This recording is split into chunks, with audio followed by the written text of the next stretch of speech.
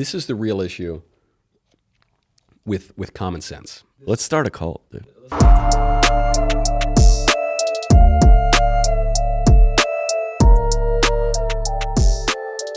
It's going?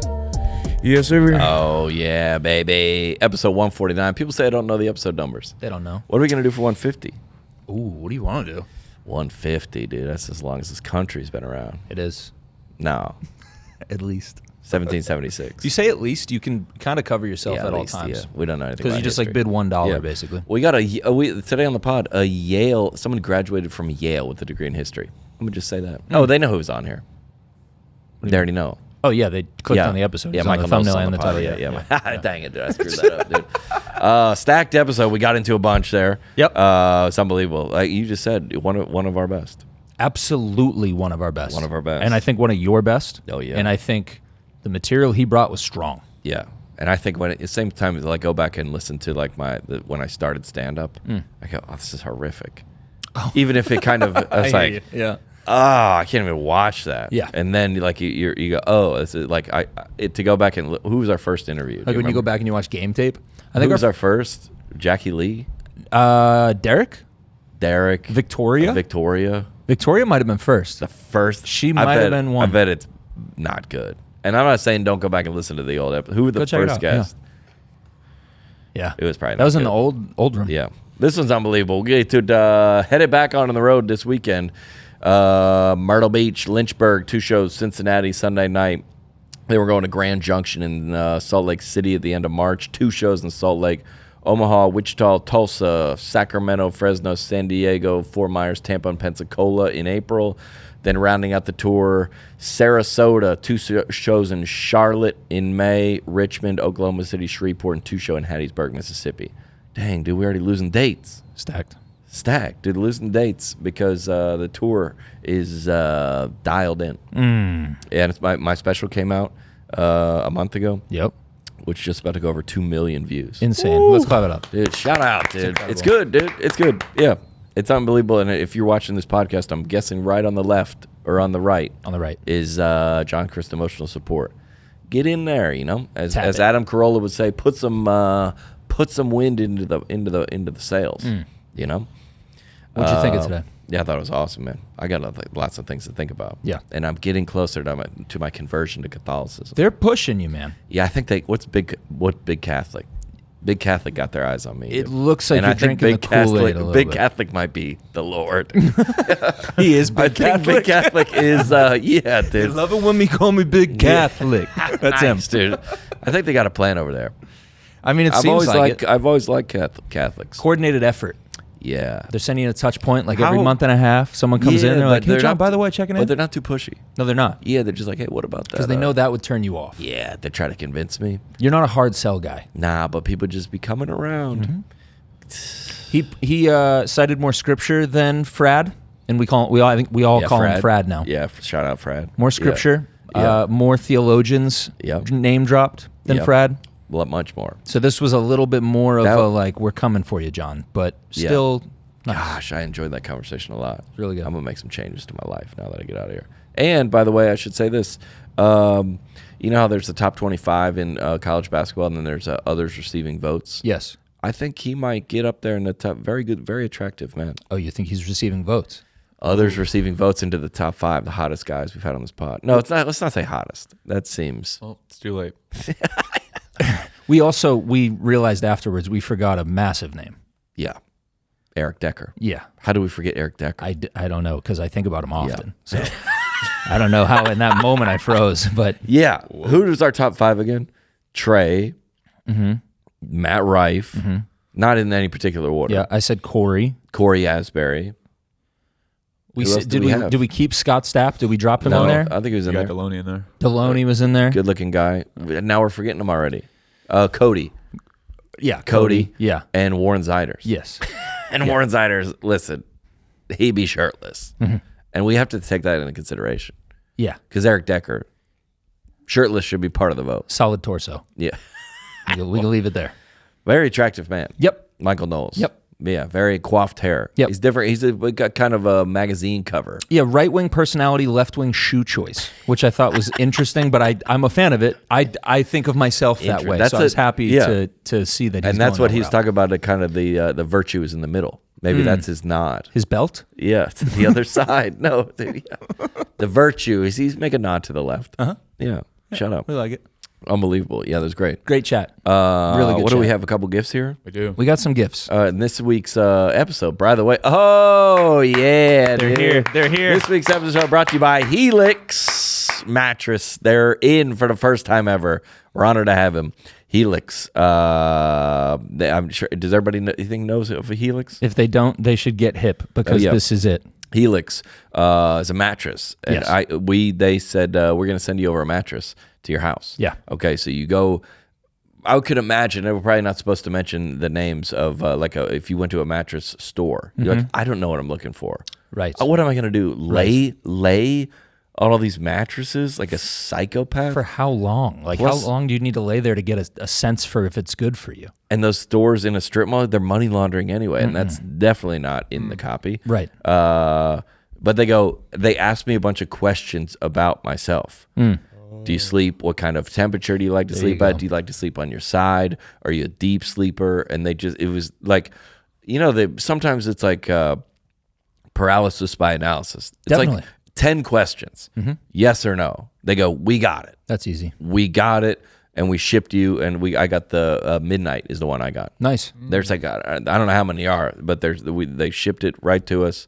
And I put it, this is strategic, by the way. I put it in my guest room.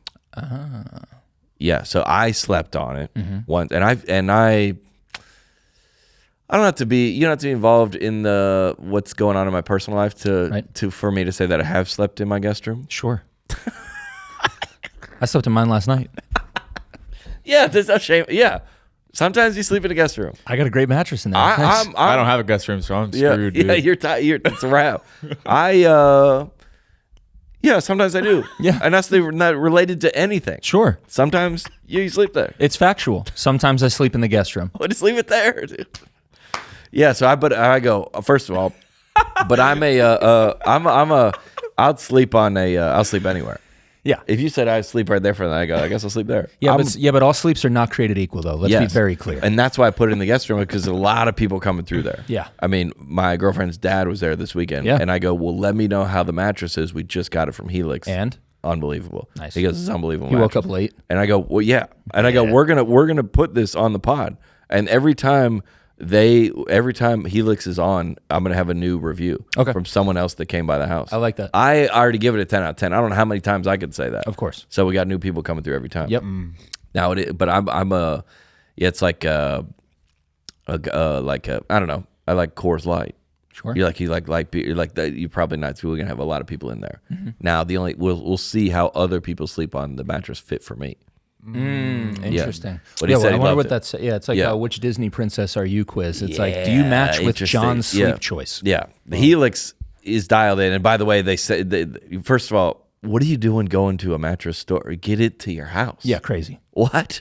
What are you gonna strap it to the top of your? Yeah, what? It probably comes in the same box anyway. Yeah. Does it come in like the vacuum seal Yeah, the bag? vacuum. Oh, I don't know. man. I don't know. But I love it doing came to the house. And we did it. I did it myself. They're fun to open too. I Yeah. love it, dude. Yeah. Yeah. I love it. Yeah, that's the way. Listen, that's the way it should be done. Yeah. Yep. Yeah. HelixSleep.com/net positive for 25%. And that's streamlined too. Not 25%. 20% off. 20% off. 20% off site wide. That's Helix.com/net positive for 20% off site wide. Helix Sleep. There it is. Did I say it wrong? Yep. Twice? You just forgot the sleep. And the percentage? Yeah. They're like, dude, say whatever you want about our mattress. This one sentence. I screwed it up twice. Literally, the rest of the copy is like, just to tell how you feel. Yeah, just say whatever you want. But then this part, just say it. I messed it up twice. Go to helixsleep.com/net positive for 20% off. They're like, John, site-wide. stop giving away 5 extra Yeah, %. please. It's not on helixsleep.com/net positive. Oh yeah, and we got a couple Yep. a couple gifts. We got gifts. So we got the best. I'm the only one. Well, you still am, but I think personally this is the best gift that we have received so far. Okay. So I'm gonna bring it over there. I'm gonna have you close your eyes. I'm gonna place it in your hands. All right, Do we want to do it first, or do we want to wait for it? I think we need to do it first. Okay, and also if you're a Michael Knowles fan, you just come over here.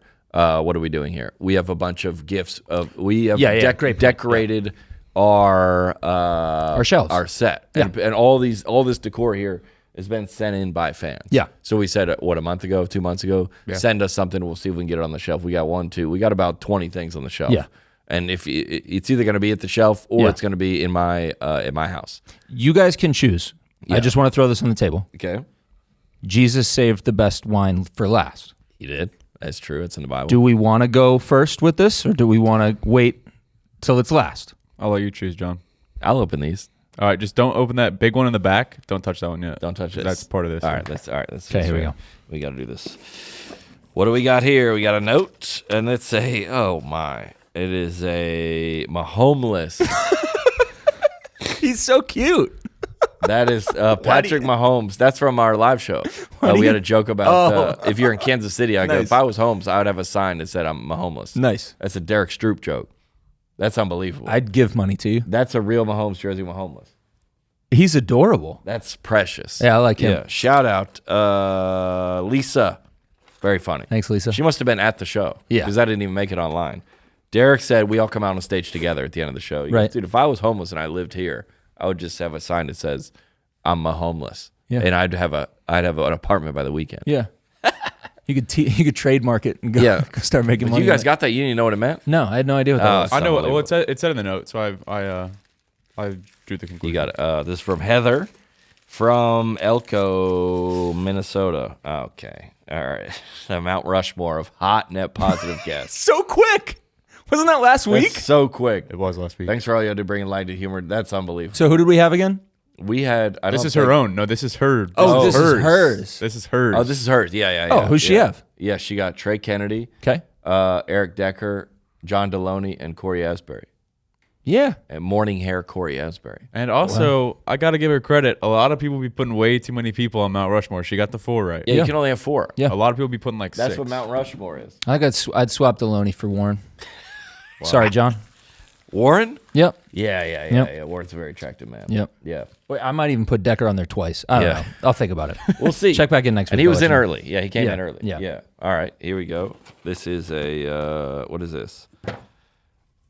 Congrats on 150 episodes. Let's go. Look at that, dude. That's a cake. It's for your birthday. Wait, that's sick. A net pos. This is somebody. Dude, that's All right, awesome. this is actually. Look at that. That's handwriting. That's awesome. Show the sides. That's awesome. Shout out. That's unbelievable. Who made this? Does it say? I don't think they said. Doesn't say. That is gorgeous. Wow, I love that. That's Thank a you. beautiful piece of artwork. That's sweet. Happy B-Day, John B. Congrats on 150 episode. Unbelievable handwriting. Shout out. Is this one? Yeah. Yep. Do I hold it up? What's that one? Yeah, I guess you got to hold it up. It's a blanket. It's a nice blanket. It looks like the blanket I have in the other room. Got to go. I think that's the back. Nope, it's the front. All right, you guys just read it. Sure. It says. That's the front. Watch the YouTube, by the way. Like, subscribe, jump over, let us know what your favorite gift is. Get out of here, Baldy. 2 Kings 2. It's a giant grizzly bear. What is the joke? Did we make jokes about that at some point? Get out of here, Baldy. Yeah. Hold on. It's the story of Elijah, right? Who made that joke? When the kid, I don't know who made the joke, but I mean the story of Elijah when he's walking and the kids are making fun of him and God sends the bear I out. feel bad. We don't know this. When did we say that though? Somebody must have said Real it. fan right here. Yeah. Do you know what it is? I have no clue. Wow. This was before my time. It's a really nice blanket. It's a really nice blanket, Yeah. and that'll be up in here. Yeah, It that's might great. be off. It might be off camera. That's so funny. But if somebody's listening and knows what the joke is? Yeah. Yeah. You can put it in the guest room. Gosh, did I say that? Oh yeah. I can put it for Put it in the guest room with the Helix. All right, this is it. No. Wait, hold on. I'm gonna come place it in your hand. Okay, And here then we go. go. Open your I'm eyes. gonna I'll close come sit my- How back big down. is it? This big? No, it's pretty small. Like this? You're really gonna like All right, I'm gonna close my eyes. This is a gift from a listener. from a list. And all right, it just came to our PO box. Just balance. All right, my eyes are closed. Balance. Okay, got it. All right, hold on. I'm going walking back. All right. Okay, here we go. All right, hold on. Don't tip it. I got it. Yep. All right, you can open your eyes now. No freaking way, dude. Yeah, dude. That is unbelievable. Look at it. Look at the top. That's a die cast, a net positive. Oh my gosh, One of one. dude. It's got the certificate of authenticity in there. Who made this? It's in the box. No freaking way. Look at all the dude. decals on it. Yeah, that's crazy. This came in and we looked at each other and we were like, "Oh, this is peak. Yeah, like this is Yeah, peak fan gifts." What's that's what we're looking for. unbelievable. Yeah, this is what we were talking This about. is peak right there. Yeah. Oh my gosh. And the 91? Yeah. Shelf. That's go. I'm gonna take this to my house, dude. Put it in my bedroom. Dude, it's so sweet. Sleep with it. Like when you're a kid, you get a new toy, you sleep with it. Like that is. It says in here who's it from. In that, In the bigger box. the cardboard box on the floor. That is unbelievable. Yeah, How awesome. I'm taking. I mean, I got to get an insurance policy on that. It's so awesome. I With love the pillow. Oh, came with the pillow in this. I think his wife made the pillow. My gosh. Yeah, it must drive. George and Darby Rosinko, custom die cast. Die caster. I listen to pod every week. Me and my husband, and I love watching your videos of it. Tend to show up. I asked for fans and said gifts. Knowing you like NASCAR, I knew my husband had to use his skills to make you a custom die cast. Clap it up, man. Shout out, dude. That's unbelievable. Top tier. That is better than Black Easton. Yeah. Yeah, oh yeah. Yeah, it Black is. Easton. Oh yeah, yeah. That's pretty unbelievable, man. I wish I want to. Put that. Oh, I forgot we got the transcripts. Oh, we Oh, did well, get we the did? transcripts. Oh, what'd you say? What was the transcript? Or you wanted somebody to get a Black Easton bobblehead? Yeah, You- no, I told the person who ordered the second Black Easton because we knew his name. I said, send us the email transcript of what you asked the Bobblehead company, because the only explanation is you sent them a picture of me and said, make this guy black. And sure enough, Yeah, you don't do it you don't choose the skin colors Yeah. on a. Uh-huh. He did. We have a screenshot from a portion of the email thread, Okay. and this is the communication from the bobblehead company Okay. back And to we're not gonna the name the person. bobblehead No. company. We don't We'll know. leave it. we don't even know what it is. Just what they said is, are you sure to use dark black skin tone? It seems he is a Caucasian guy from your photo below. And They said. the person, Alan, says, yes, that's correct. I understand it doesn't match the skin tone from the photo, but that's what we're looking for. Thanks. And there's a photo And of the him. photo of him. They said Caucasians because they're like, hey, PR wise, somebody's gonna read this on their podcast for sure. yeah, they knew that this was going somewhere. They're like, we have to. They're like, I'm cross gonna our run T's, this dot our through I's. Yeah. before I send this over. I That's told unbelievable. Alex, I said, there's no way that she went to her manager or whoever is in charge and said, I can say no to this person. Yeah. Hey, okay. So, because they send I'm sure that there's someone in administration. They send it over to the guy someone that makes it. Yes. So they go, here's the photo. Yep. We got the $130. Here's the outfit. Yep. I got the stand and the name. You make this. Yes. And why would anyone ever have an adjustment to the skin tone? And the detail on this one, they got the necklace right. I'm wearing Yeah. a wedding ring on here. Wow. So he had some. He knew. did some diving. Yes, it was. So, well, yeah, he would have gone. I mean, I'm maybe someone could say, make the shoes red. Sure. Or make me a little thinner. Sure. Maybe make my eyes a little greener. Yep. Make my skin darker. I'd like him to be black, please. Top to bottom. Also, dark black. Yeah, Dark black skin tone. How about this? Darker. Yeah, what if black. they sent him the proof? We're like darker. You're like, how dark? Well, listen to the Spotify version of this guy's voice. You tell me. You tell me. That dark. And they went, oh, I understand. Oh, now. got it. I We'll take understand it from now. here. Yeah, it'll be there in 5 to 10 business days. We got it. You should have just sent that. We would have gotten it. Perfect, dude. Oh man, that's hilarious. But we have the guest waiting patiently. Yeah, we've Great. kept him waiting long enough. Please wait quietly during the podcast. He's been sitting there this whole time. Yeah. You got to enjoy this episode.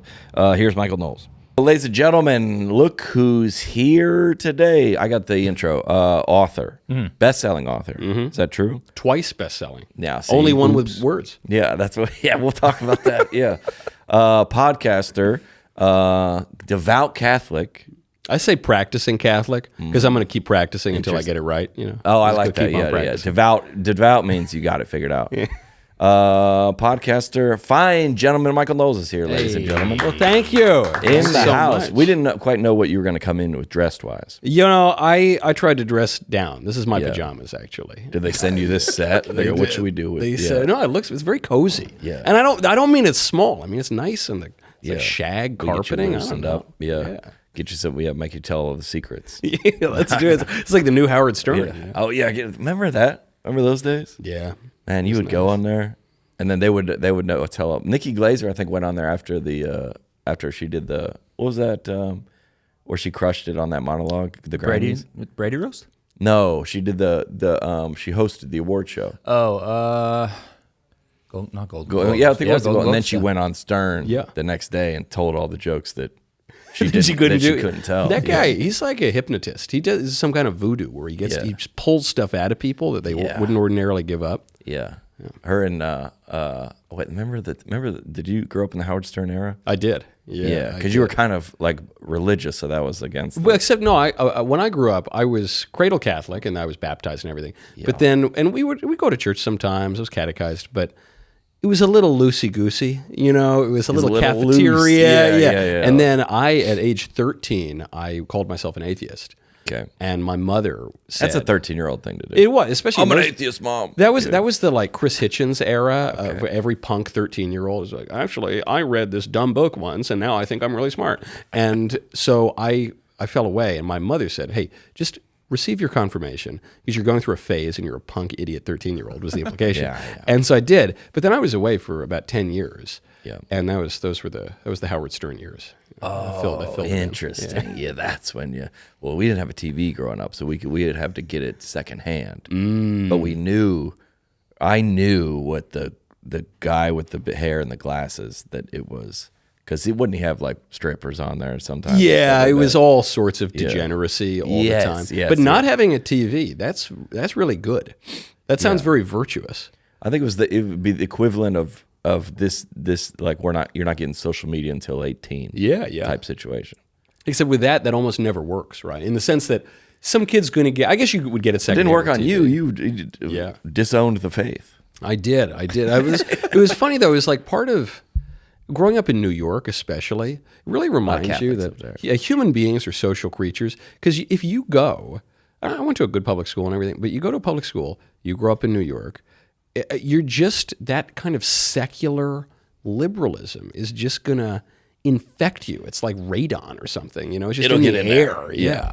Even if it's not in the school you go to, it's just everywhere. It's just in the shops. It's in the everything. It's this poison gas that just fills you without any scent.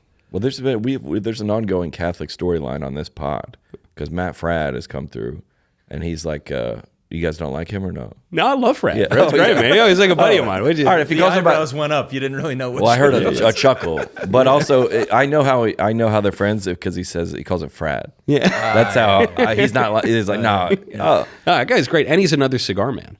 He's a cigar salesman like me. Interesting. He has, but I forgot that businessman as well, cigar salesman. But he's good.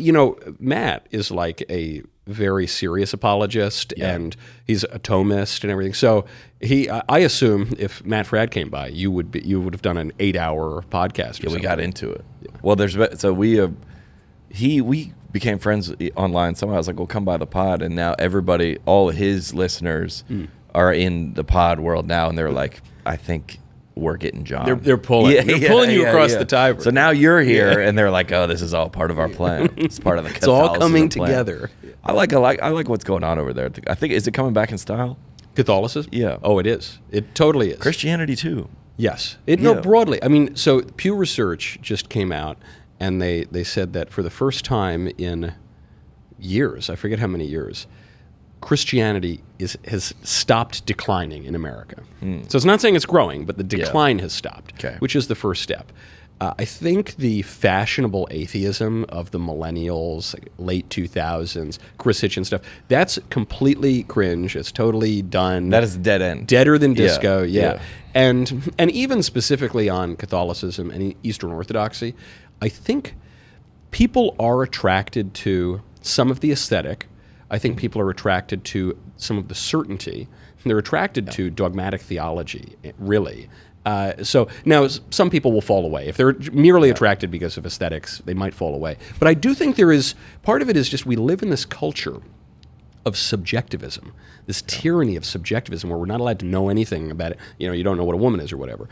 And because of the truth is to whoever it's different for me. Oh, I guess it is. Right. There's no right or wrong. Right. And so when someone just comes out and says, be it a Christian missionary, be it a pope in a funny hat, to come out and say, like, no, this is the truth. We can know this with certainty. Yeah. That is very attractive in this kind of culture. Or it is, I think, if it is, gravity's not real. And you go, well, no, if we drop this, that we can all agree on that one. If you go 150 miles into a brick wall, you will die. Yes. Then you go, all right, well, what else do we let's start there. Or let's build, I think those truths are, because I think all my generation, we're all, however we felt, we've talked about this before, however we felt about the faith, we're now having kids. Yeah. And they were like, well, we gotta, don't cuss. Why? Right. And if we don't have quite an answer, we'll fundamentally don't park in a handicapped parking spot. If you are not handicapped, why? Well, we have to pass along a framework. That's what you're saying, of something, unless it's convenient and you won't get caught. Yeah, exactly. Of course. No, I was even thinking using naughty language because I grew up in New York. I'm of Italian extraction. Yeah, we tend to use more colorful language. Sure. But at a certain point, I said I really shouldn't do this. Certainly not in front of women. Not in front of children. I said, well, why not? Because they're lesser. Because that's why they can't handle it. I'm joking. But I said, why not? And I was talking to a fellow mackerel snapping Catholic.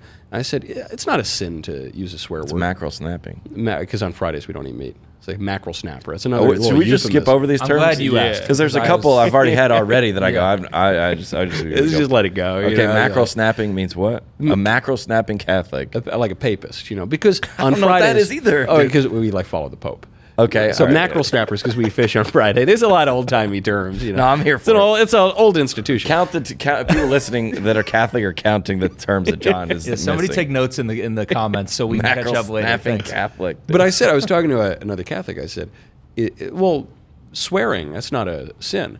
He said, no, it is. It's a venial sin. But it's not a mortal sin, but it's a venial sin. And he cited whatever verse in Scripture. I'm Catholic, so I don't recall those, right? Of course. And you don't read it. That's right. Yeah. And, it's like it's somewhere. It's in between the covers. It's in there. It's in there. Yeah. But I said, it is a venial sin. Now, in Catholic theology, a venial sin weakens grace, but it doesn't sever your relationship of grace like a mortal sin would, which comes from your relationship with what? Of grace. Oh, grace. Like a relationship of grace, it. which ties in importantly to what sin really is. I had a great priest once explain. He said, we should have the sacrament of confession and First Holy Communion come later than it does because 7-year-olds don't understand personal sin. You start to understand personal sin when you're 12 or 13. Oh. Hormones kicking in a little bit. You did something bad. You did something bad. You're aware of it. Yep. Because if you learn about sin when you're 5 or something, you think it's just breaking rules. But it's really not breaking rules. It's violating a relationship of grace. And the rules are there to help guide you in that. But it's a relationship of grace with God. So getting all the way back to saying naughty words, even if it's only a venial sin, why would I do it? Don't I want to? Because it's funny. It spices up a story. Because I get it. But even that kind of thing, one has to be aware of, especially when you have kids, because your kids, every little twitch of your face, they know, and they're going to emulate it. Yeah.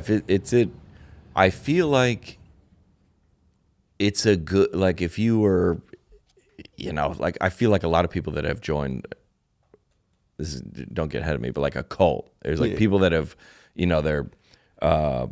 they're susceptible, they're open to, I need some order here. Like a lot of people that have been like through like divorces or something, and they look like, for example, they're so lost, so hurt. They come across, let's just say, for example, a Joel Osteen sermon on TV.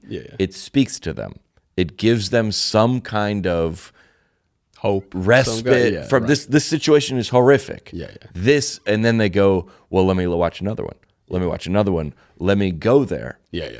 let me move there. Yeah. Let me join and they just keep getting, like, I feel like, and I'm not endorsing it, but I feel like a lot of those, it is, first, not saying someone unintelligent, like that it works. It's a foundation that you go, oh, I'll just let this guy tell me what's right or wrong. This is a better, he's saying we can't do that. And sometimes the rules don't make sense. Right. But you go, well, this is a better order. I get up if I do go faithfully to work, and then at 70, I'm going to die. And that's I would rather believe in that. Yeah, I wonder. Than it's like. Right. Okay, but even, I guess, it might just be one cult to another, because you think about the modern secular culture. It's these people saying, look, I believe blindly the guy in the white lab coat. And if he tells me I have to stand 6 feet away from someone and put a hanky on my face, and that's going to prevent me from getting the bat flu, do it. I'll do it. And I won't think about it. Gosh. And if he tells me on Tuesday that this injection of an experimental drug will stop me from getting a virus, I'll believe him. And then when I get the virus and he tells me, no, it was never supposed to stop you from getting it, it's just going to stop you from spreading it, I'll believe him then too. And then 2 days later when he tells me it won't stop me from spreading it doesn't matter. I'll just follow him blindly. And so you see it there. I mean, COVID was such a great example of this, but on all of it, on the gender ideology, on globalization, on diversity, whatever the ideology du jour, there was a kind of cult-like aspect. And that is so interesting. But then you think about when they convert to Christianity. Okay. The thing about Christianity is it does not oppose faith to reason. That faith and reason actually go together. And so this is an amazing thing. I remember the first time I actually sat down and read the Gospels in a systematic way. Man, the Catholics did send him in here, bro. They would. Yeah, they sent him in here. They're ready to go. Yeah. Shoot, I gotta keep going. The first time I sat down in a systematic way, the thing that struck me was, I said, oh, this guy sounds totally reasonable. Which is not, I don't know, some people, like the atheists, think that Christians are just superstitious, afraid of the dark, whatever. But when you read the words of our Lord, he's totally reasonable, because he's reason itself. He's the divine logic of the universe. And so I think that's another thing that's really attractive to people. In some ways, this scientific age we've just come out of actually prepared the culture for this return to a reasonable, traditional, orthodox Christianity that says, no, all the order of nature, we're going to make sense of that. Yeah. But the grace perfects nature. Yeah. Well, the idea, and I think maybe followers of Christ have maybe changed it, but if you read it, this is reasonable. And now he goes, well, because of this, you now have to, my pastor needs a private jet. You go, all right, I don't know how we quote, that's what people have a problem with. I don't know how we quote got there. Yeah. But I think that's what Jordan Peterson, a lot of his, whether you call him a believer or a Christian or whatever, he's basically has said, following the rules of Christ is the best way. Yeah. To live a life of putting others in front of yourself, serving people, being benevolent, denying your selfish desires.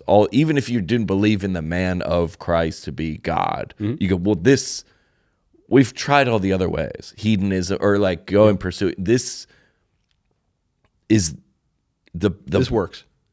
I mean, yeah.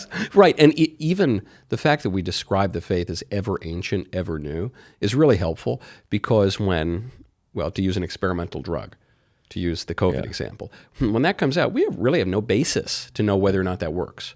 When we have an experimental anthropology like transgenderism, we really have no basis to know if that works, if cross-sex hormones are going to make you feel better or something. But with the faith, it's been around for 2,000 years. There are many doctors of the church, many serious theologians have written. Any dumb idea that some guy who turns the faith to just buy his private jet can come up with, we have many, many texts written on whatever that specific heresy is, going back like 1,900 years. So there is a degree of comprehensiveness.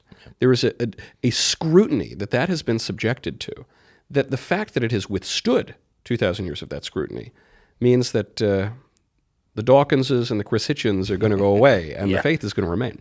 And you look at, and it kind of, I think whether from a intellectual standpoint and us kind of from or I'll say myself, comics. Yeah. We kind of take those kind of same things. I don't know if there's a better term for it, like through the eye test, like like, you know what I'm saying? You were like with the way you describe 6 feet apart, or the way you describe transgenderism or the ideology of it. We kind of go, right. Come on. And then, that's all we're kind of saying. Yeah. And it's with, I think sometimes we can be critical on the other side too of a pastor with a private jet, or maybe a Trump shoes, or we just go, come on. Yeah. That's we don't win. We're dumb. Comedians are not dumb, but we just go, no, or you are channeling a very serious kind of wisdom, which is, I'm all for logical arguments and everything. I'm all for it. However, part of the reason that I'm a conservative and not a liberal is because I reject rationalism in politics. Okay. Meaning this kind of, it's a phrase from the political philosopher Michael Oakeshott, and he says, this is getting real heady, but he defines ideology as the formalized abridgment of the supposed substratum of rational truth contained in the tradition. I love that phrase. I love it so much I memorized it. Yeah. And I think it even the kind of... so much you translate it for us too? Yeah, I can try to do that too. Basically, Oakeshott is saying ideology is 5 bullet points on the back of a napkin to try to sum up the entirety of the human experience and of tradition, and which is absurd, of course. And I think even he uses this grandiose phrasing to point out that all these genius ideologues, they abstract everything out of humanity. It's just all floating in the ether. Whereas, if you're going to ask me, should we subject the entire population, including many healthy people, to an experimental drug and make them put hankies on their face for 3 years? It's like, yeah, we need a title for the podcast. This wouldn't be one because there's no words to it. Well, you know the real word. I'll get you in trouble, though. What? It's prejudice. That's what that is. And prejudice is a bad word now. Yeah. But prejudice is defended in a just sense by philosophers like Russell Kirk, by Edmund Burke. This notion that everyone works on prejudgments, on prejudice, all the time. Okay. You would not be able to get out of bed if you did not accept prejudices, because then you would have to reason through every single thing you do every day. It would be completely insane. You have to come up with some presupposed ideas about if a guy's on the street with a gun, you go, all right, I'm going to have to go away from that. Yeah, of course. It's just because I've either seen this before, or then I can't. Do I eat this food, or is this food going to make me sick? I mean, those are just a guy with a Lamborghini. This guy seems like he has money. You would put that together because of what you've seen. You have to, otherwise you'll die. I mean, or you won't. Right. We don't have sufficient reason, and we don't have sufficient time to write a treatise on every decision we're going to make. We make dozens of decisions every 10 seconds. Getting into that aluminum box to go up to the second floor. You're like, this seems, if you never knew what this was. Doesn't seem too rickety. It doesn't. It looks I have to trust that I've been in one of these before. This is what it looks like. This building looks structurally. Otherwise, you're not going to make it out of your house. Exactly. There's a way to overdo it and act in an unjust way if you subject every individial to every stereotype. But stereotypes are real. That's why they're stereotypes. So we have to operate in some kinds of, this is when there was a debate over policing in New York. Yeah. They said the cops are profiling. Yeah. What do you think cops do?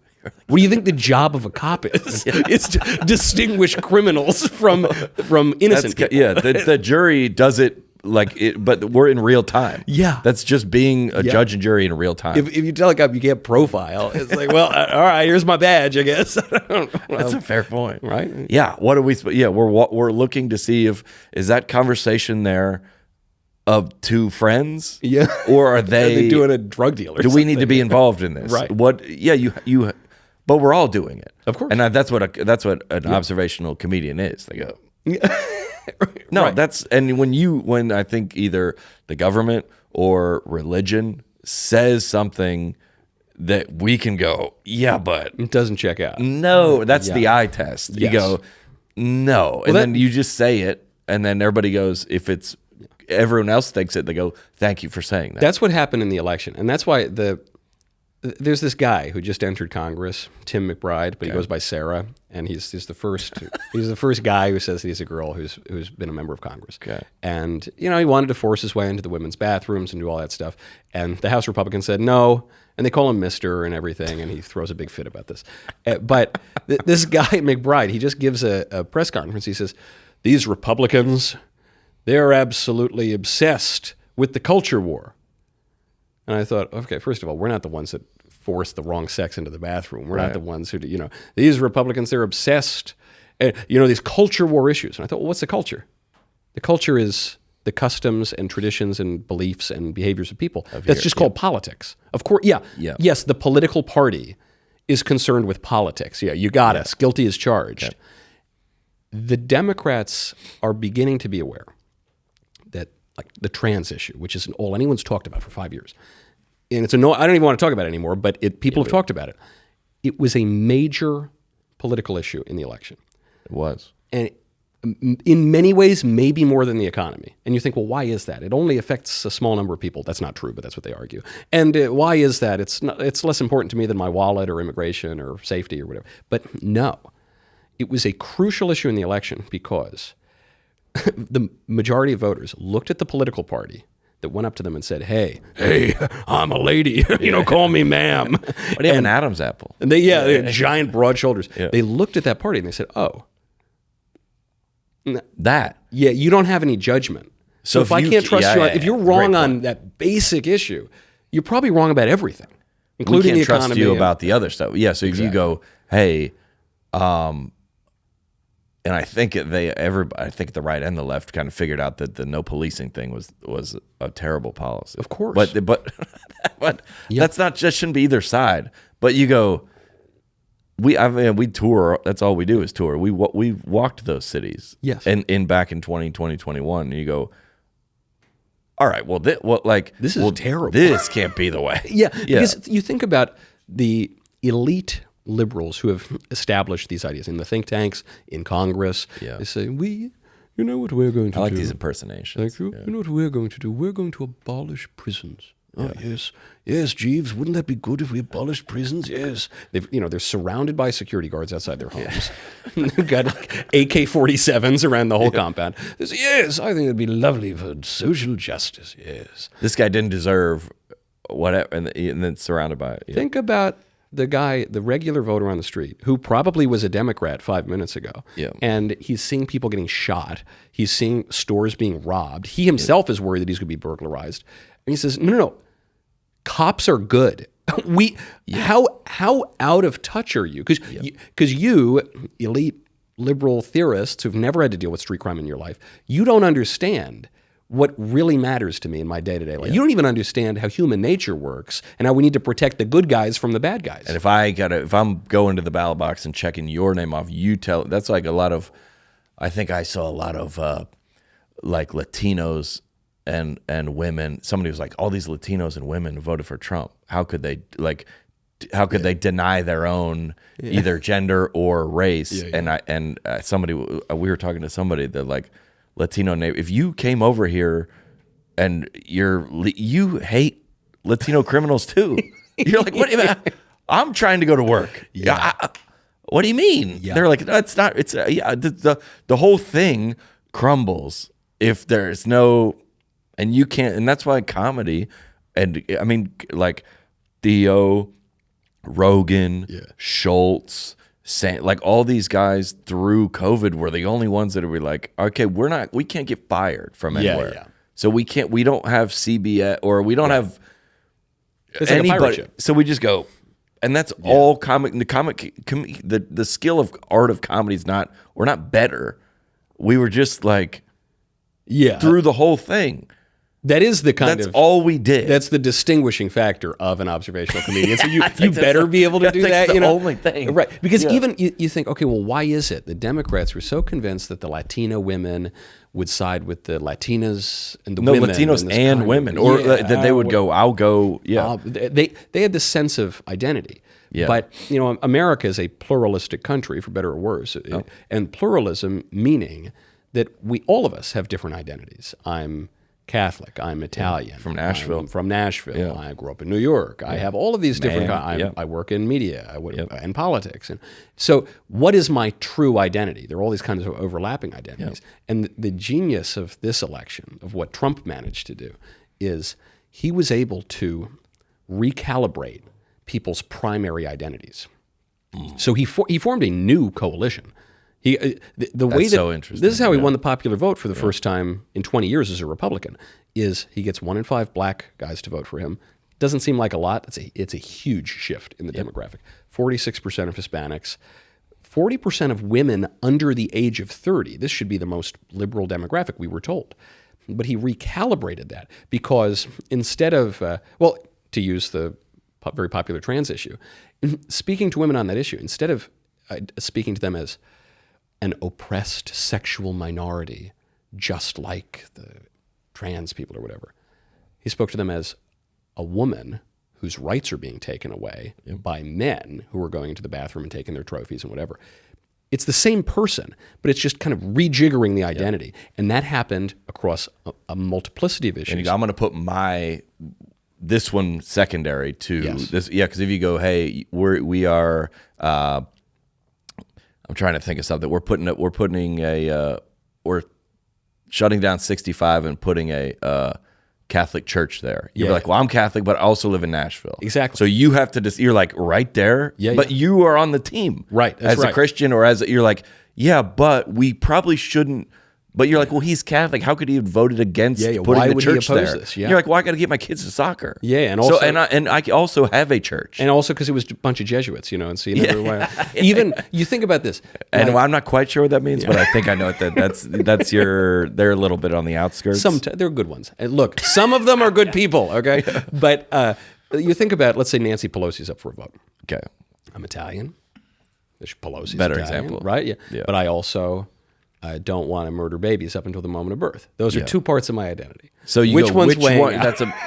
I think we just solved it. We might just solve the whole thing because you go, which one? I'm a Christian, but I see the guy with the private jet. I'm like, well, we shouldn't do that. You're like, well, he's in the church. Or I go, whatever. yeah, but So I'm a comedian. I'm a Nashville. I'm an American. I'm a man. I have hundreds of them. Yes. What groups I'm a part of? I'm a Falcons fan. Yeah. So you go, well, I don't know. I'm a Falcons fan, but if you were like, let's pay $100,000 for Joe Burrow, I'd be like, well, yeah. Well, maybe hold up. Yeah, maybe hold up. And then if you see your franchise, if you're a Democrat, or you see your franchise making moves that you go, yeah, okay, you're going to tell us what a good product on the football field is. The eye test. This is the real issue with common sense. Let's start a cult. Dude. Let's start I'm in, man.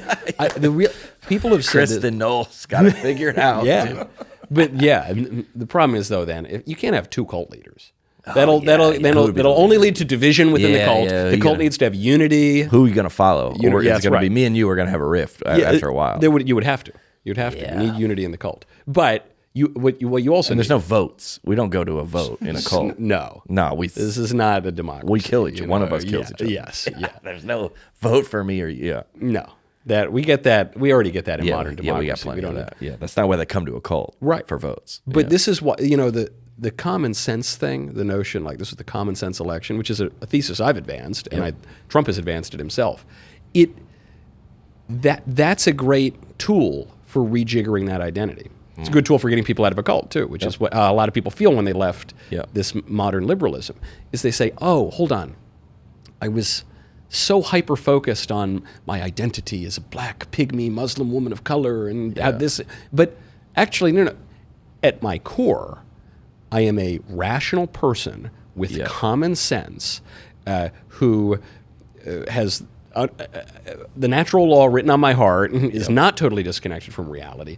And so even great leftist political theorists, guys like Antonio Gramsci, very famous one, very influential in America, though he was Italian, he said, if you lose the common sense, your revolution is not going to take place. You need to have some tethering to that. Yeah. And that's what the American left lost over the past 5 years. Yeah, to get back. So if you are let's say you are a black woman on the way to work, and there is another black woman that you'd be more susceptible to help your kind, but it's not going to trump Trump, but it's not going to overcome safety. Limits. There are real limits. Yeah. So you go, I am all these things. Yes. But not at the expense of everything. Yes. Yeah, you're a Christian. Well, just give your pastor your checking account then. Right. Okay. Right. Because there's nothing wrong with having an affinity for people who are like you. We're told by the libs that this is a great sin or something, but until they do it, and they do it all the time. But there's nothing wrong with that. I was just at a cigar conference because I have Mayflower cigars. And that loyalty, you're also a cigar guy. I'm a cigar guy, and so I was at this cigar festival over the weekend. That sounds like a nightmare to me. Cigar festival. It was great, man. I went down. I went as a manufacturer, but indoor. It was indoor. That part was bad. Yeah. It should have been outdoor, but it was the weather. And so you go, and I travel all over the country, even all over the world to give speeches. And I can go anywhere on earth. If I go into a cigar lounge, I know I'm kind of with my people. Yeah. We might not even speak the same actual language, but we kind of get it, right? And that's true broadly. That's very well said. That's true across all these markers of identity. There's nothing wrong with that. You don't want to be unjust toward people who are not like you, but having an affinity for people who are like you that's just normal. It's just human. That goes back to the whatever the stereotype. What's the word? The prejudice. Prejudice. Yeah. Yeah. When I lived in L.A., I'm Southern, obviously Christian.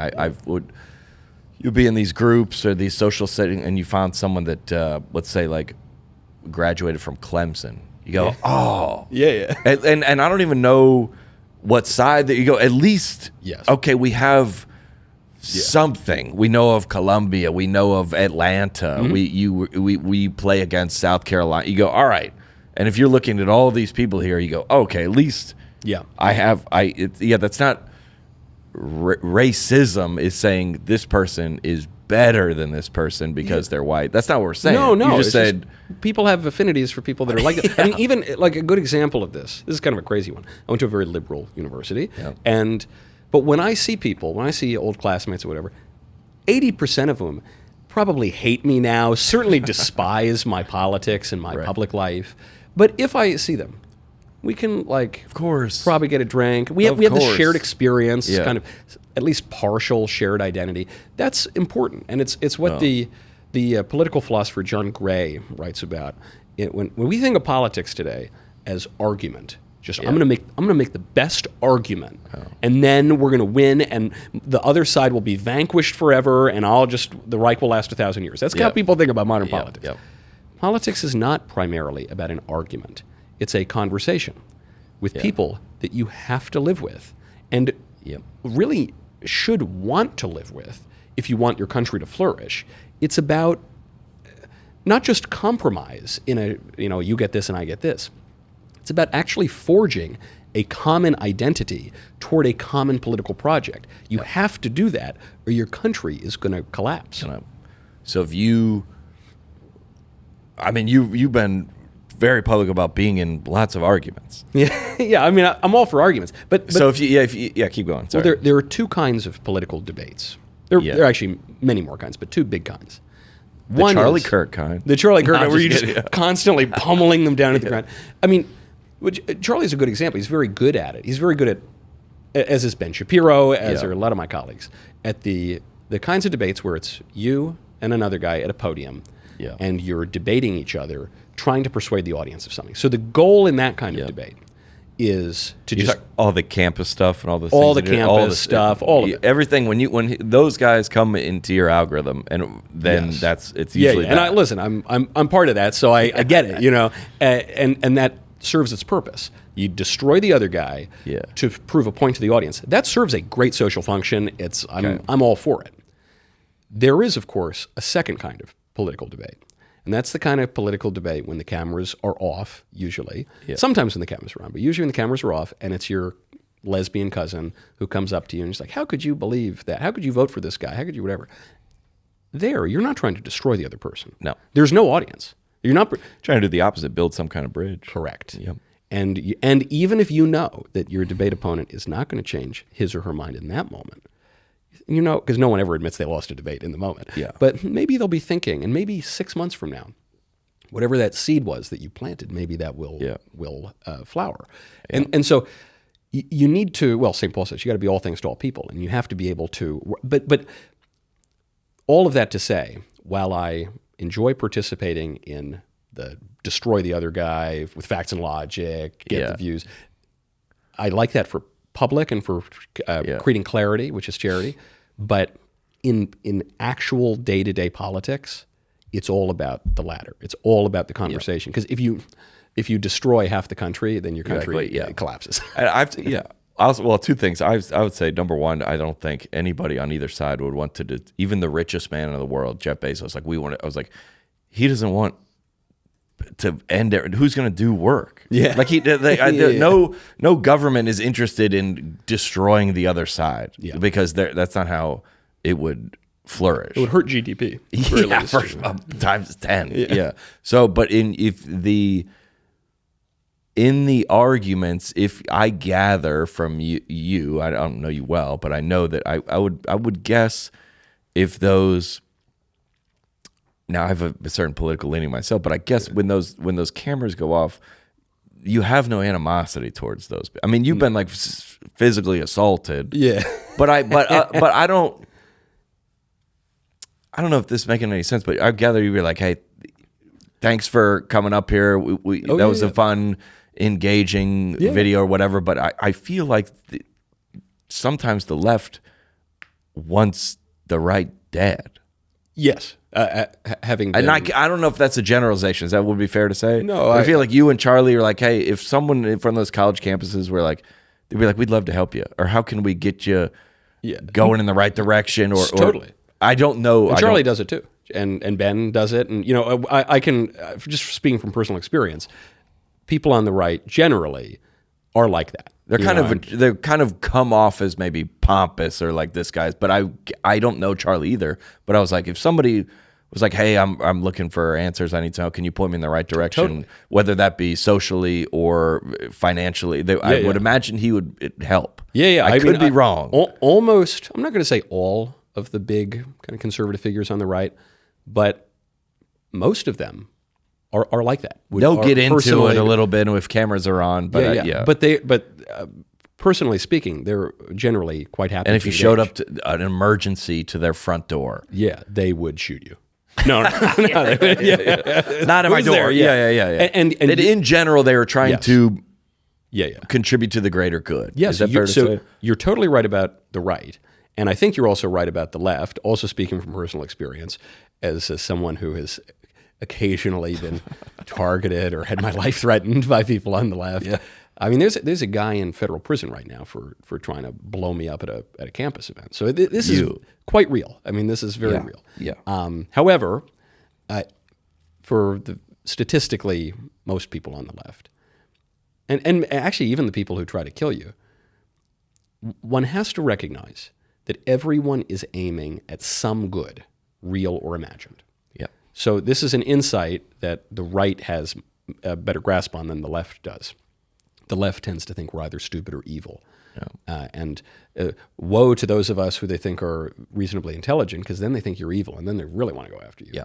But if you're on the right, or if you're at all familiar with the classical political and philosophical tradition, you know that all human action is motivated by the pursuit of some good, whether I've real or said this imagined. in this podcast so many times. Have you? Yes. The Ukraine and they are both fighting for their good. Conception of the good. Yeah, they wouldn't be fighting. Yeah. You wouldn't go to fight if you weren't thinking you were on the side of correct. Right. That's right. And that's every politics, every civil war.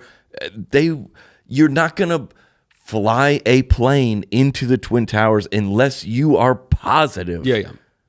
Now, I would disagree, but you are on the... You would be right, by the way. Yeah. It's not just like, don't yuck my yum, you know? Thanks for clarifying. Some like chocolate, some like vanilla, you know? Don't yuck my yum. You heard it here first, dude. Yeah. Crist says... I don't listen, I'm not very politically correct, but I think it was wrong. I, for one, think. But you wouldn't. Does that make? We're joking, but you wouldn't. That's everybody fighting is. But that's why we started this podcast back in 2021. It was like we're all basing our everything off of ideas first. Yeah. So the way you treat somebody, loves like a desire and even a kind of charity, which is sometimes perverted. So use an extreme example, an abortionist. I mean, there are some hardcore, malicious, sociopathic, like want to bathe in the blood of children abortionists. That does exist. Some of these people have given interviews. The vast majority of people who support abortion are aiming at the good, though it is a false good. It's an imagined good. Okay. Yeah. Of individual autonomy.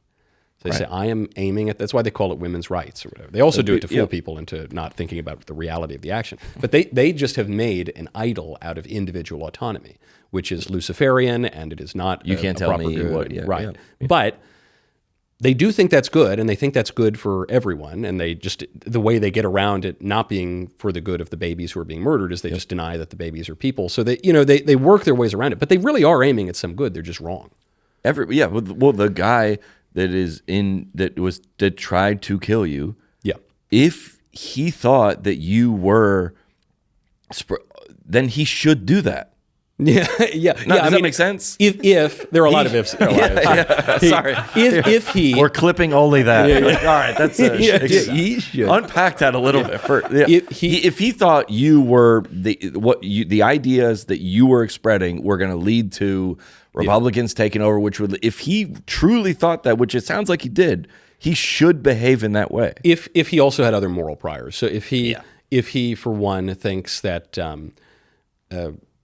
taking the wrong side of a political debate on a campus in a civil situation justifies murder, which some people do. Yeah. If he thought that speech should be much more heavily restricted and punished in America than it is, if he thought that the ends justify the means, if he were an ethical consequentialist or some kind of utilitarian. Well, these words, you say it better than how I was saying it, but we're saying, But if all of those things, then you should do that. Then you would do it too. So you'd go back and kill baby Hitler?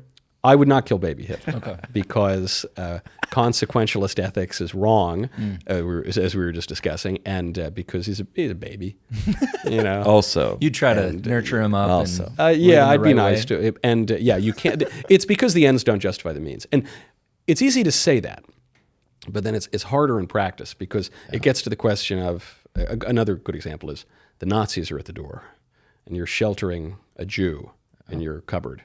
I don't know. Maybe not your cupboard. It's probably very small, but somewhere, in your closet or something. And the Nazi says, "Do you have any Jews? Are you hiding any Jews?" Yeah. What do you say? Do you lie? Which goes against, as a Christian, one of the 10 Commandments. That's right. That is a sin.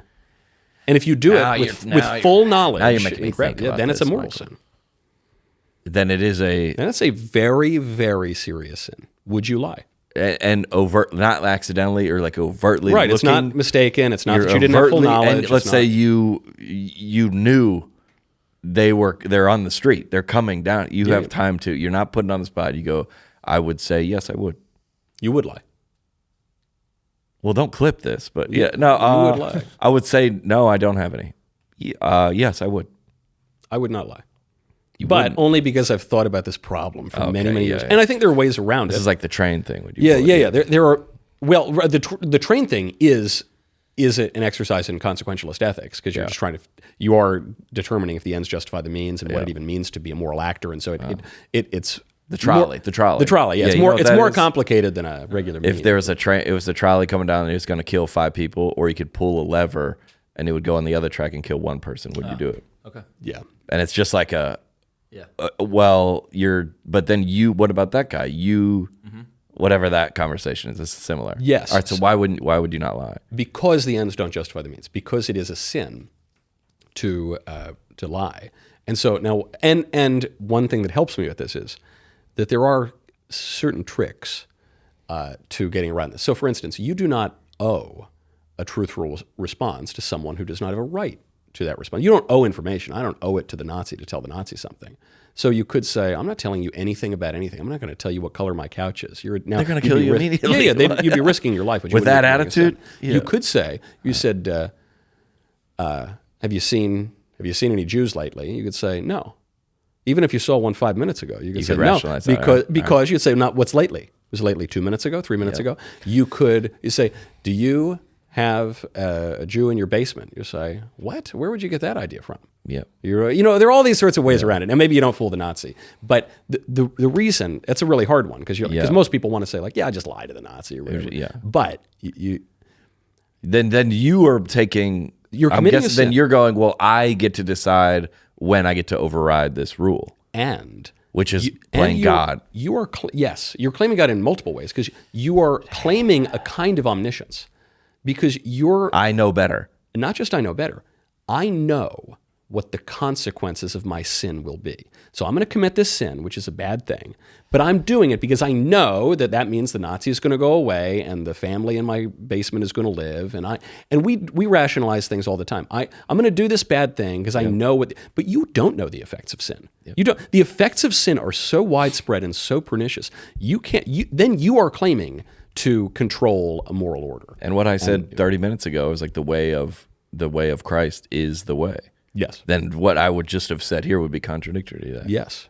Yeah, I accept your apology. Well, I'm not a priest, so I'm not going to, But is this where I convert? Yeah, this is it, actually. Yeah. Is this the moment? All right, you got me. All right. Let's invite the band to come back up. Take that, Frad. No, they don't do band. They don't do band. No band. You couldn't make it happen, Frad, but look over here, baby.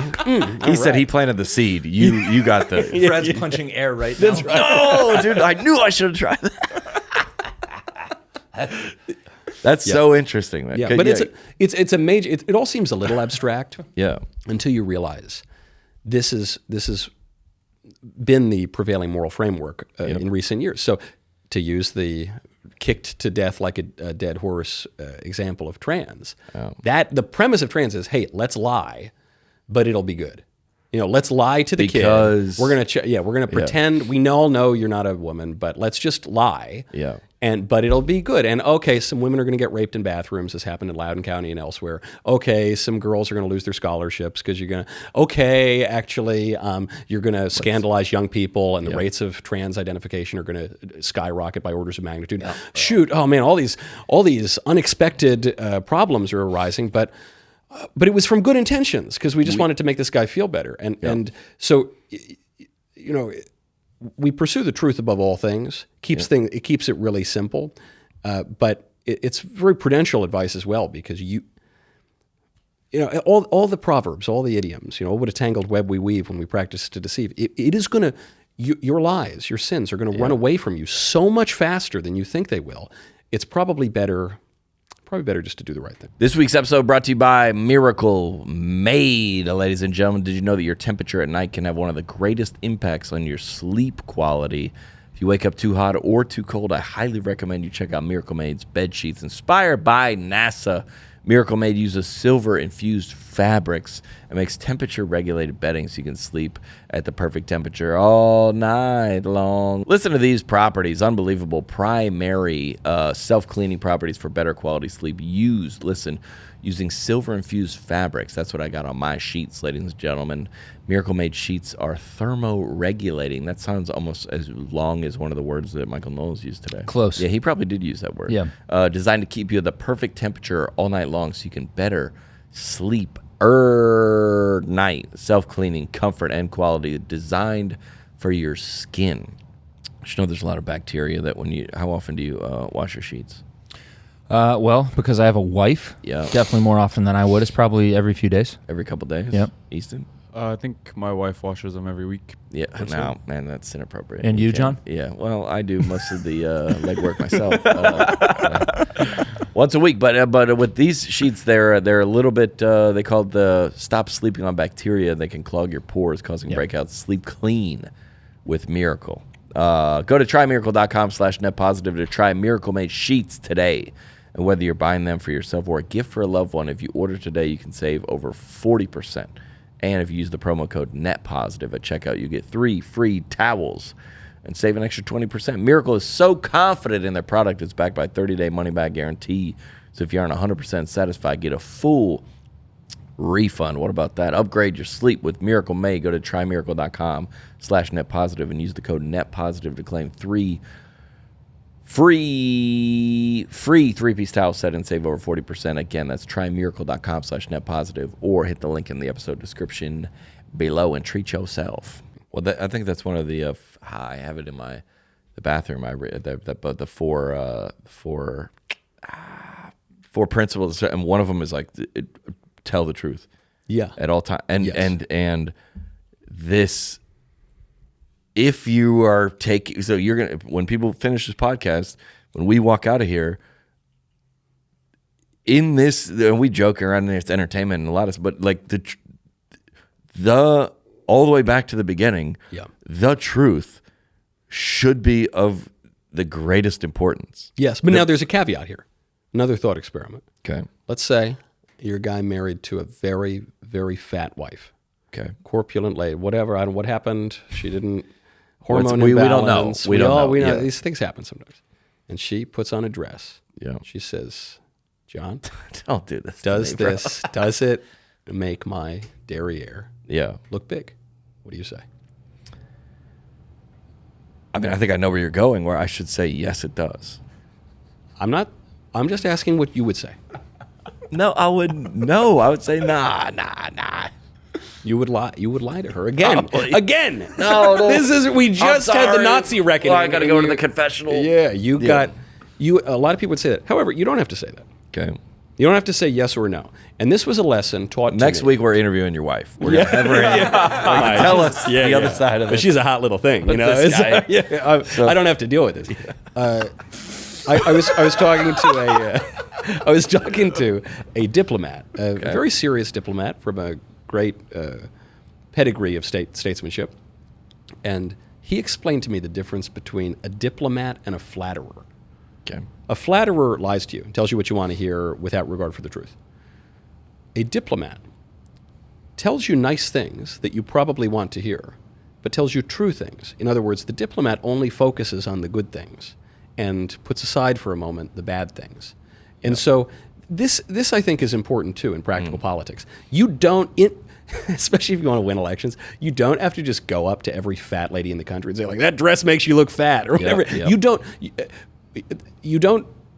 We need to be wise as serpents and innocent as doves. Yeah. So one can speak as a diplomat. One can use prudence, but one should never lie. That is crossing a line that is. You can focus on other things, or say, "Hey, well, your hair looks honey, great. you always look great. Yeah, everything about you is great." That's just more of a diplomatic approach. Yeah. Who do you think does a good job of that now? You know, it's kind of crazy to say, but Trump is pretty good at it.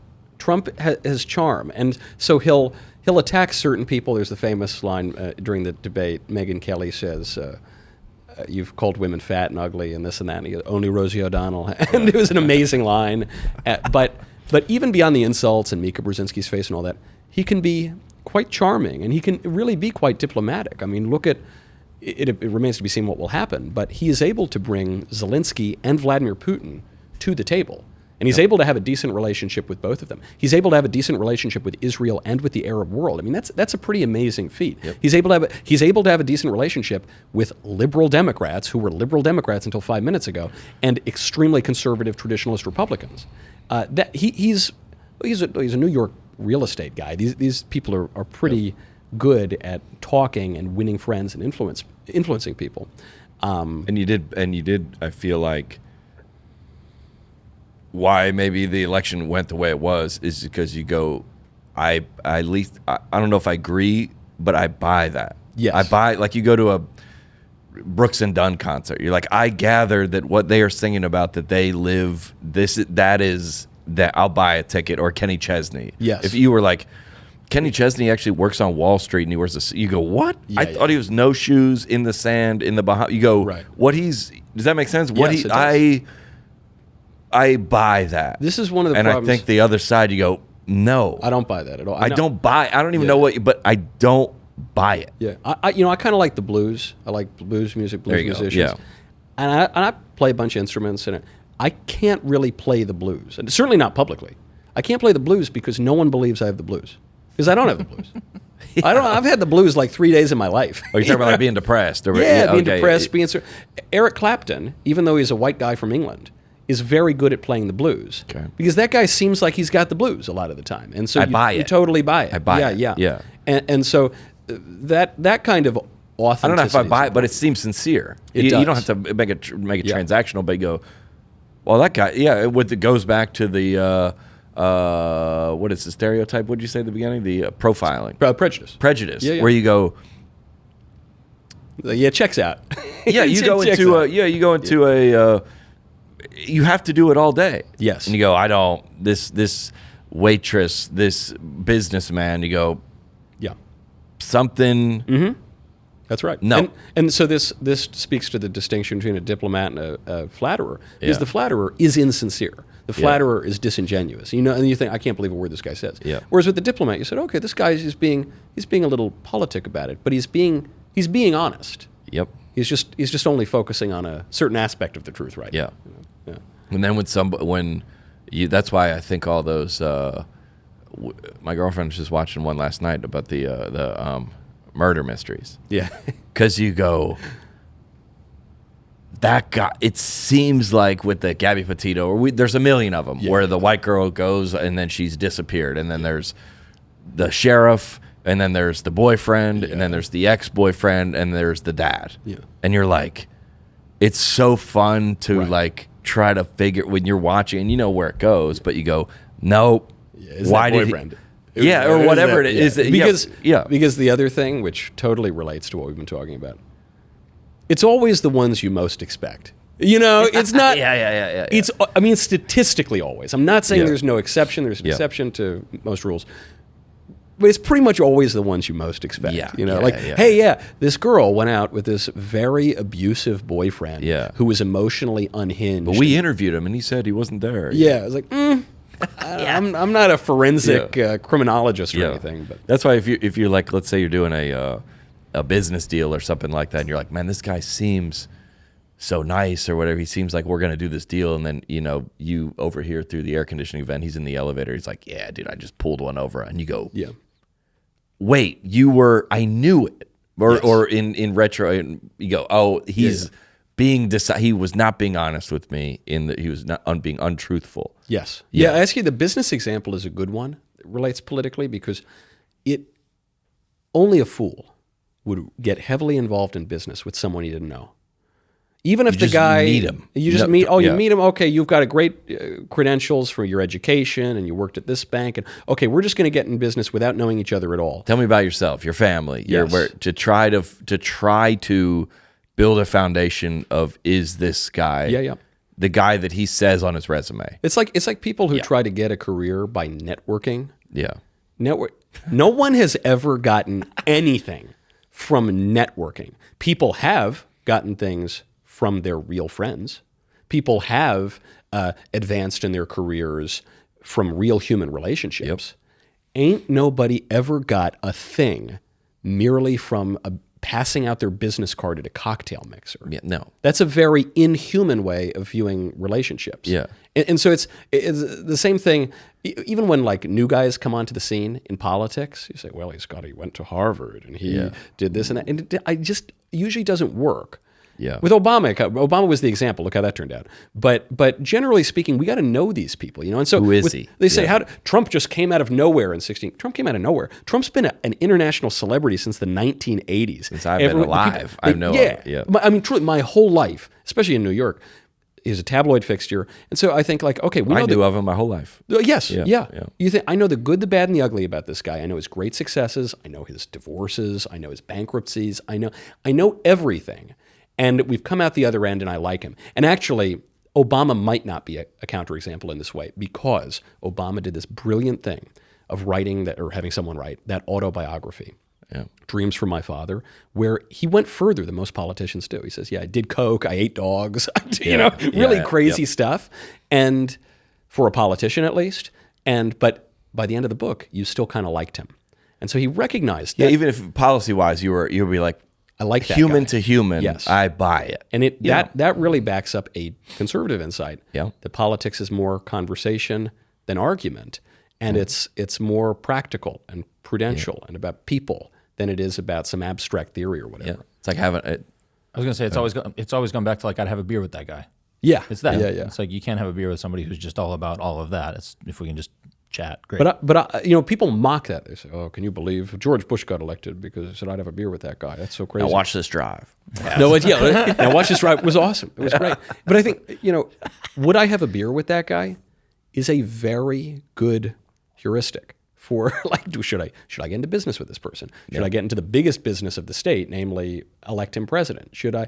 I do want to know if in all of the intangible, sub-rational human contingencies that pertain to this person, if he checks out, you're not going to figure that out on a job application. Yeah. You're going to figure that out right in this moment, even just the way he looked over at the screen over there, the little twitches, everything. I can't even articulate it. That's much more human. And the obsession with going back to the murder or the true crime. Yeah. And you go, I mean, after 40 years, with the one you were watching last night, the woman just after 40 years wants to know. Just tell me. So, all right, now we have the truth. Yeah. Now I can. Where it was some murder, who did it, where was she buried, whatever, and then she said it was. I don't want to give it away. I don't even know which one we were watching, but she's at the old house we used to live at. She was buried in the backyard. They went over there, started digging, found it. Yeah. And then you go, okay, now, and I think all the political and social, all the issues that you go. And going back to prejudice, when you leave here, when you put down this podcast, you have to go out and be of this, or else you will die. Yeah, it's occurred to me. I wonder why, because women really like the murder podcast. Love them. I hate them. Men generally don't listen to them. Yeah, but and maybe it's just because they're like trashy and scintillating and whatever. But women? There is. Women are, no, and I should have said that. It's because they're scintillating. You put me up. You said that. It was a softball. But part of it is a real exercise in how well you get human nature. Yep. This is why, because men have our own version of it, like Sherlock Holmes stories or something. I really like Father Brown stories, Chesterton, whatever. And because you think, okay, can I figure it out? Am I noticing enough things about human beings to figure it out? Did you see the one with the 4x4? They were running the race, and the girl hit the girl with the baton. No, the girl smacks the girl with the baton. Oh yes, I did just see this. Yeah, and then she was crying the next day, saying, "I can't believe y'all would say this about me." And you go, "It's yeah." You go, "This is wild to watch." Because if you didn't see this video and saw this, you'd be like, "Y'all need to stop talking about her. Stop bullying her." And so you see her on video. She went like this and hit the girl, and the girl fell over. Yes. That would never. And so you go, what is to be made if the girl would have come out and said, that's why everybody with Southwest Airlines would be like, just say you needed more profit. Yes. Yeah. And then we go, and that's what I think. Yeah. Whether you like him or not, what Trump basically, you go, at least he's being like, he's probably a little bit bullying, probably insensitive, but at least, he's telling you what he means. And with Southwest Airlines, and then I hate that cattle call. I want an assigned seat, and I don't care about my check. I almost never check luggage. You heard it here first. Yeah. I'm for it. What are we doing? This is one of the least popular views in the country, man. I'm for it. I don't care. I'll be a contrarian. Oh yeah, this sounds like Matt Walsh. That's why in 2028. Yeah. All right, I was going to ask you about one more thing, and I would love to hear your thoughts on this. Yeah. The Gavin Newsom pod. That guy's good, man. That's what he said. He is good. I saw that Charlie was, speaking of Charlie Kirk, Charlie was going to be the first guest, which tells you everything you need to know about the Gavin Newsom podcast.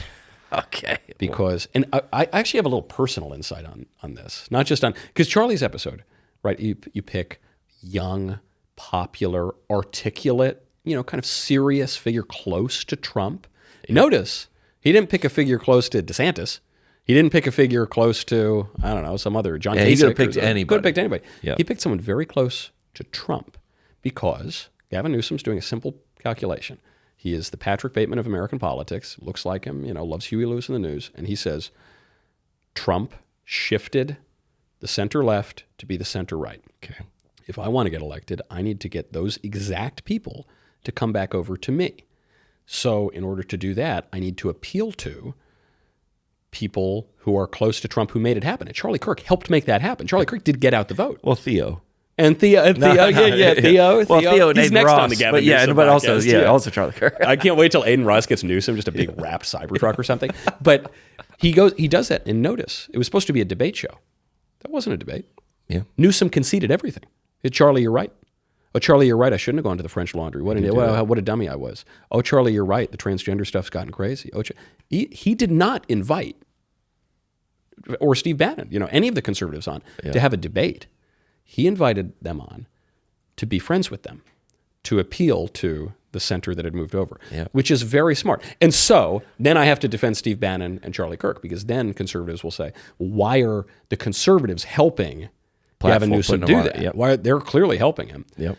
But the answer is, if you got the opportunity to debate the worst governor in America, who is a likely contender for the Democrat nominee for president next time around, you couldn't resist it. You couldn't miss the opportunity to maybe get some shots in. And they did get some shots in. Yep.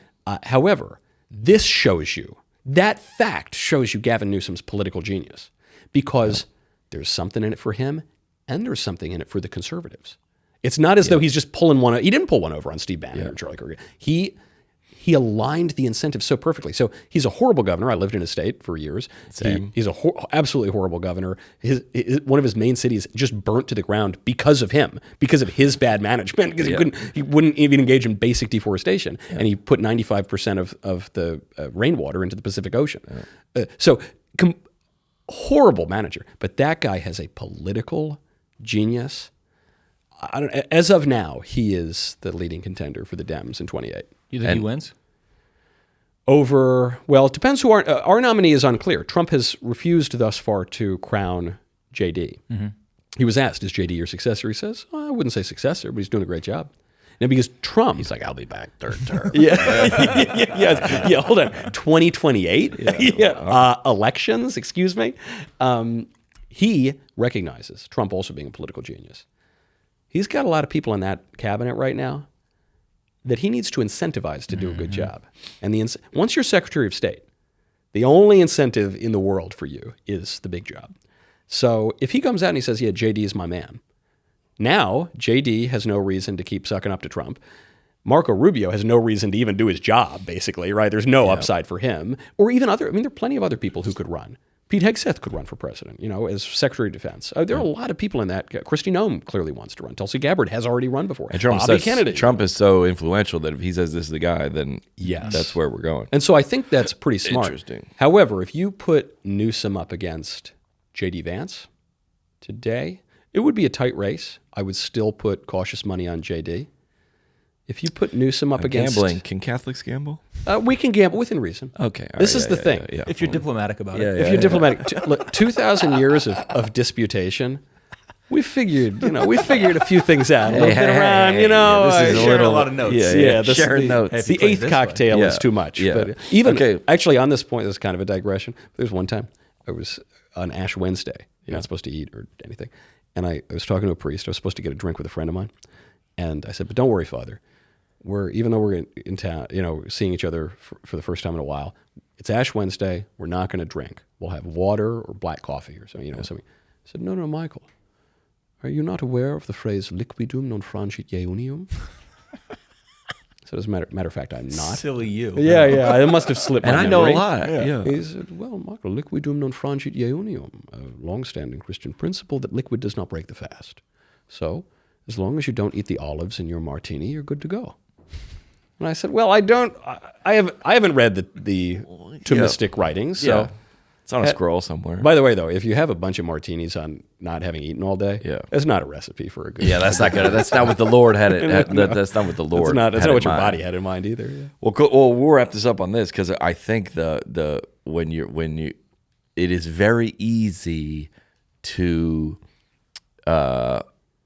whatever dogma or ideology that any group has, it's easy to give yourself over to that. So we're like, hey, I'm a Trump guy. Anything I can't be critical of that guy, or I'm a Obama guy. Like, so give us some maybe some advice about. So all right, you have to watch this Charlie Kirk gap. Let's say you didn't know either of them. Yeah, you didn't know any of the backstory. Yeah. If you want to be successful as a parent, as a businessman, as a member of this society, you have to be able to watch this and deduce for yourself. Yeah. And sometimes you guys like sometimes I align with this, sometimes I align with that. Sometimes so you can't giving yourself completely over to something is, I feel like, a low intelligence. Of course. So you have to. But there's a balance here, because you also don't want to take that to say, as some people do these, it drives me nuts. They say we must eschew tribalism. We don't, I'm going to just do my own thing. I call balls and strikes. I'm not actually on a team. And I think, no, I get it. I get that impulse. I mean, my favorite writer, Dante, in the Divine Comedy, he receives the advice in heaven to, ignore partisanship and to become a party of himself. Now, this was in part because he was exiled, and the parties meant nothing to him really anymore. But yes, you will be judged. At your particular judgment, you will be judged as an individual. Yep. And you won't be judged more leniently because you were a Republican necessarily, or because you have the MAGA hat. There'd be more of us in heaven. There will definitely be more of us in heaven. Just cut that out. I don't listen. I'm got that far. I don't have an. But like maybe. Anyway, so you'll be judged particularly. Yep. However, you're also a human being and a social creature, and the political animal, as Aristotle says. Yep. Those two things are true. You have an individual conscience. Yep. You are born into a family, and you are educated, and you make sense of your conscience and your free will in concert with other people. Yep. You have to live your life with both of those things being constantly true. Even in the faith. You have a personal relationship with God, and also where two or more are gathered, there I am also. Also, our Lord gives us a church, which is a corporate body with multiple people in the mystical body of Christ. Both of those things are true. And so you can't, Aristotle... You have to be the kind of person where two or more want to be around you. Yeah, that's true. Otherwise you're really sunk. They're like, you're the only guy. Well, two or more... they never show up. I invite them over. Two or more have never been around me, dude. This is... It's a great point. Aristotle's understanding of virtue is that it is the mean between two extremes. Yep. And that doesn't mean we should all just be like John Casey. Say that again. That virtue is the mean between two extremes. Okay. So a good example would be prodigality and miserliness. You don't want to give away all your money. That would be irresponsible. Yep. You don't want to give away none of your money. That would be stingy and uncharitable. Virtue. There's a virtue in the mean between those things. So don't take that the wrong way. That doesn't mean in politics the virtue is you're not a real Democrat or a real Republican. You're John Kasich.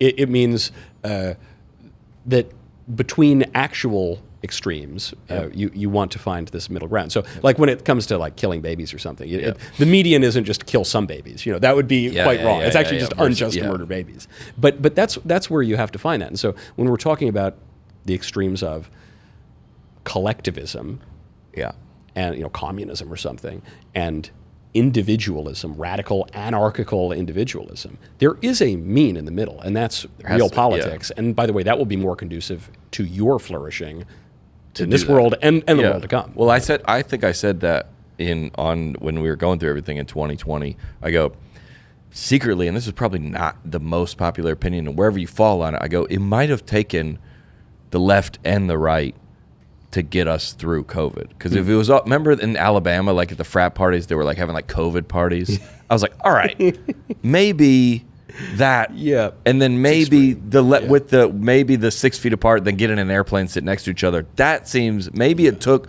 both sides kind of fighting here to kind of. You disagree with that? I disagree somewhat. However, there is the left was helpful in COVID in this regard. Most people would have taken a cautious stance.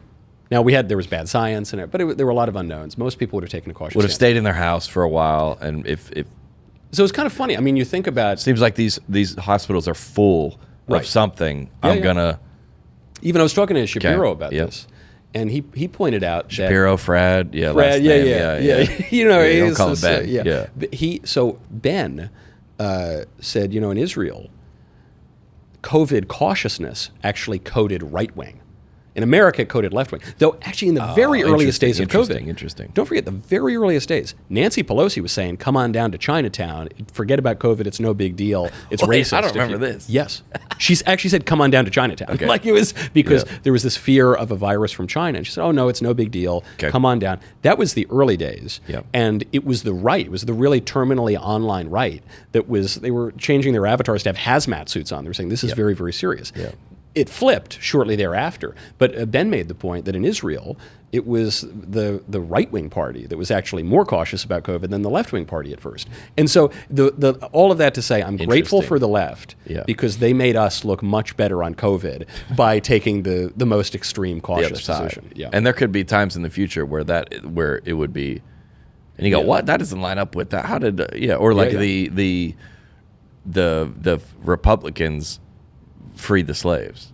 Yes. Or what I'm saying? Where you're like, oh wait, I thought if you thought the party swwitched or what? You're going to be this party now, or whatever. That's so you have to make up these things for yourself. And sometimes somebody goes, I hate that guy, and you go, I don't know, maybe I like that guy. Yeah, or everyone likes that guy, and you go, something about him. Something's off. And that's your job, and your job, and your job, and my job. I can listen to what you would say about somebody, or I could. I get, but that's what you're saying will be judged on in eternity. You're like, well, everybody told me. Or you go, but it is also why because we're mimetic creatures, meaning we imitate not only each other's behavior and mannerisms, we imitate each other's desires. Yeah. You want the Rolex, not because you know anything about how watches work. You want the Rolex because the other guy has a Rolex, and you admire that guy, and right? So, and that's true of anything. Two guys want the same girl because the other guy wants the girl, right? The dress makes her look fat. Because the dress made her look fat, and that guy made a big mistake telling her that. Yeah. So now you get the girl. And you have the same desire. Yes, it's the same kind of desire. And so you do want to make sure you are surrounding yourself with people who are going to put you on the right path, who are exhibiting behaviors that you yourself want to imitate. Yep. And this is why this is why people say you're the average of the 5 people you spend the most time with.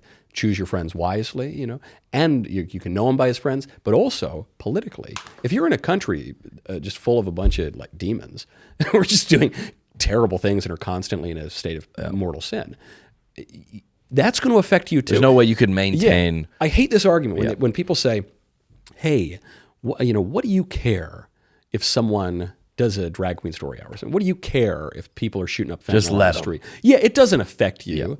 Yeah. As if to say, like, hey, you're not part of society. You're an island unto yourself. Yeah. Who cares? Well, we're all if all of public life sucks. Yeah. Who cares? What do you mean? Who cares? This might be the only thing to care about. Yeah, of course. Yeah. And I think the virtue, going back to where, what'd you say about being in the middle? The mean of the it's sort of the mean of those two extremes. Humor is a way to. I think I'm a comedian, but you do this well. They were like, hey, I'm kind of. But I say all the time, we're like, this is a joke, but this is not a joke. Yeah. Like all the things I'm joking about, like humor is the way to kind of, if you say it, the content that shares the greatest for me is like, this is so true, but packaged in a way where if you were on the other side of this, you're not angry at it. Right. It's like you and I think Walsh come at with a little bit of, little levity, maybe. Just to kind of, because if I just came out and said the truth, it would be it wouldn't even nod to the other side. Yeah. Like we wouldn't even. So we have to kind of. Well, this is Chesterton's advice. He says that the angels can fly because they can take themselves lightly, and so you've got to. I got that tattooed on my back. The lower back. Yeah, lower back. The angels can fly because they take themselves lightly. Because not that they always, but they can take themselves lightly. They can get it. Because in politics, you've got this. You've got your defenses up. Yeah. You know where the usual attacks are coming. Yeah. So the only way to actually get through to people, if you're making a point to someone who totally disagrees with whatever view you have, you've got to come at it at an oblique angle. It's actually the only way you're going to penetrate. Yeah. Or if you want to get any kind of negotiation done, or any kind of anything up in a relationship, or with the kids, or the thoughts, the honest thoughts you have in your mind, you go, I gotta massage these a little bit. Repackage them. And still say it diplomatically, but like I can't. But run, and I think if you like, I have a joke in my last shows that we lost, like you have like an uncle that you lost him. During the COVID, you lost to either side. By the way, we lost him. Yeah, then he went. He's done. Yeah. Because if you show up to Christmas, it'd be like, no. Remember in Facebook 2 days ago that you said the Nazi? You're like, you used to want to be a part of this family Christmas. You can't. And you can maybe whisper it to the other uncle in the family that you think might be on the same. Yeah, that's fine. That's normal. That's good. That's fine. But that's right. One has to have some propriety and prudence. Yeah. Well, it's awesome to have you. My girlfriend said, you said you were on the pod. I go, Michael Knowles on the pod. He goes, well, what does he have to promote? And I go, what do I have to promote? I don't think anything. I go, I just think we wanted to have the joy of pleasure, a conversation. Because a lot of people that come through pods have to, let's find something. The cigars? Mayflower cigars. That's but no, it's the joy. I am here for the joy of conversation and friendship. Bro, we're going to find it. And if you wanted some Mayflower cigars, they're available. I won't give you the URL because I think YouTube doesn't like when you talk about the URL. Oh, interesting. But if you want, they can figure out if you talk about it. They. Well, you said URL. Yeah, I did. Well, I didn't say. Why'd you say that? I didn't give the suffix. Yeah. But if you like Mayflower cigars, and how are we selling our cult here? Are we saying the body is a temple and the temple needs incense? That's how we sell the cigars to the cult. Okay, yeah. And then how do you sell the No, cult? me and our cult. Yeah, our actual cult. Yeah, we're just saying, just stay tuned. Yeah, we're not. You know how like in cults, it's like the cult leader is always like takes everyone's wife and he's like becomes like has a huge harem or whatever. Yeah. We're not doing that. We're not doing that. The tagline is you can keep your wife. You can keep your wife. You can keep your wife for now. Michael, thanks for coming by. Thanks for having me. It was awesome. Good to be with you. I mean, yeah, sure, it was a little weird, but on the net, it was a positive. It was a positive. You cannot be serious. On the net, it's a positive.